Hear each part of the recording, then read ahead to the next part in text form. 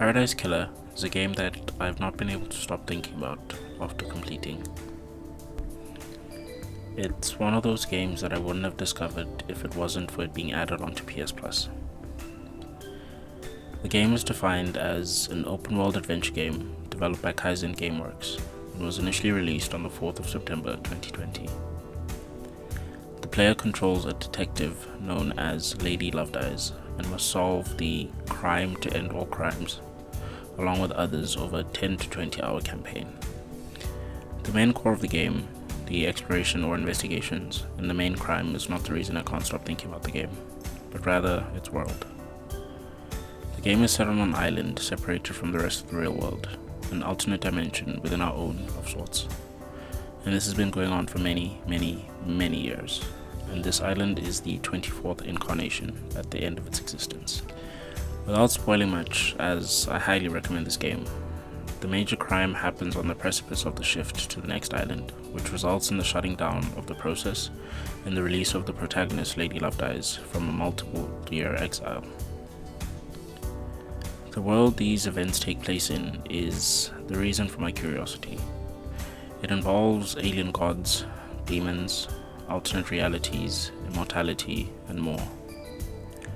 The people that form the upper echelon of this island are called the Syndicate and have come into contact with gods of supreme power from across the cosmos, which have influenced them and led them to creating, or rather, trying to create, a perfect islands where effort can be made in the hopes of resurrecting these fallen gods. How this is supposed to be done, I couldn't exactly say, though one of the characters in the world makes it evident that the efforts to do so have waned in favor of creating the perfect island, which goes against the initial reason the Syndicate was created.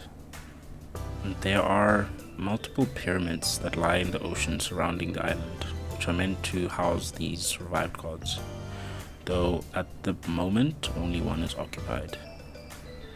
There is an area that has been sealed off from the remainder of the island for about a decade due to an eruption of demonic force as a result of a demonic possession and a protagonist who was exiled for many years because of coming into contact with a faraway cosmic god. The world here is not perfect by any means. There are clearly conflicts between the Syndicate, whose unresolved issues and imperfections, as those at the top of this hierarchy, seep through despite being immortal. Greed, jealousy, lust, and all these other very human feelings are what paved the way for the events leading up to the beginning of the game. When playing a detective game, the murder mystery should be the focus, right? The answer to that is a bit more complicated. See, I love space, cosmic mysteries, eldritch truths, and horrors, and because of this, I found the world surrounding the events of this game to be very interesting. It pushed me to find all the collectibles, just to read more about a new god or how a previous island ended, as well as all the finer details of this world. The lore within the game sheds just enough light for you to peer into this world, but not exactly interact with it, as this is a story about cosmic gods and demons vying for human attention. The questions that lingered in my mind after finishing this game were about things like what the next island will be like, whether the Syndicate would ever achieve their goal of resurrecting all the fallen gods, would more gods come to inhabit the world, how many gods were there in this universe and what's their purpose, how many years have passed in the real world since the first island, will the silent goat ever be resurrected? And will he or it give the people of this world new abilities? And once all these gods are resurrected, what then? Now, I do know that some of these questions may have an answer, but I've enjoyed thinking about this, and the idea that the devs have like some secret lore bible that goes into much deeper, greater depths than what was made evident in the game. The idea of a world that expands far beyond your reach is tantalizing. It's exciting. It makes the game a bit more immersive, but also hit home. We know of the billions of stars in our galaxy that are surrounded by the billions of planets that have formed over the billions of years the universe has been around. Our perspective in life is solely tied to that of our body, and it is through our imagination that we can find a way to see these worlds and imagine what lies beyond what our scientific prowess can achieve. The universe is far greater than what we currently know. There may be hidden realities just beyond our mortal gaze that are waiting to be discovered.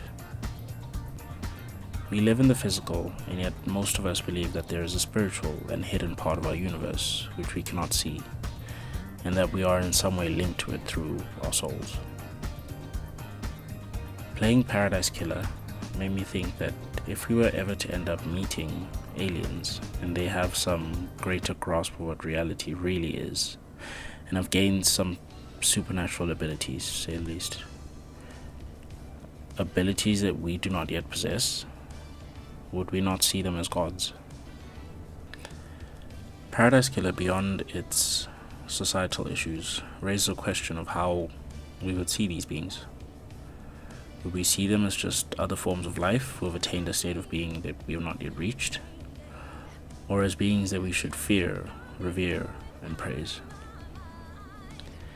While the fact that these alien gods are able to resurrect from death, grant immortality to humans, and create alternate realities, to say the least, it definitely makes them greater than what we are able to do.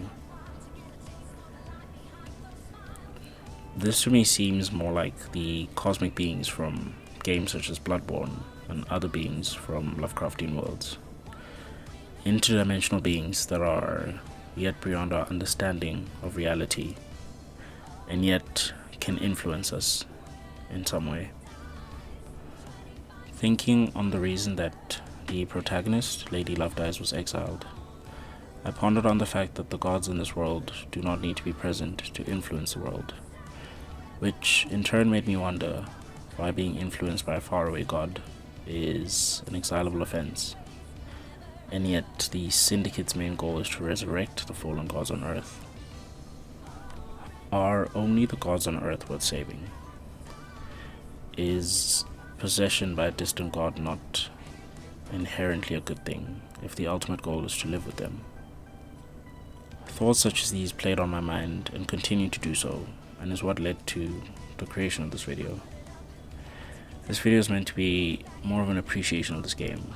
I don't intend to fully explore all of the game's mechanics and story, just talk about it really, as something that has kept me thinking since I've completed the game. Paradise Killer is a game that differs from a lot of other games I've played.